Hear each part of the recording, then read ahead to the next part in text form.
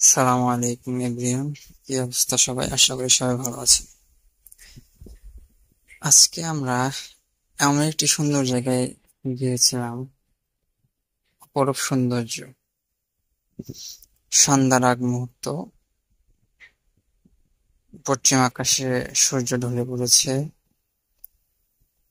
চারপাশে ধান ক্ষেত, মাঝখান দিয়ে সরু মেটো পথ, যা দেখতে অনেকটা অপরূপ সৌন্দর্য। তার সাথে সাথে আমরা দেখতে পেলাম ড্রাগন ফলের বাগান। অনেক সুন্দর প্রকৃতি। লোকেশনটা কোথায় আপনারা সবাই কমেন্টে জানান, এবং আপনারাও চাইলে ঘুরে আসতে পারেন জায়গাটিতে।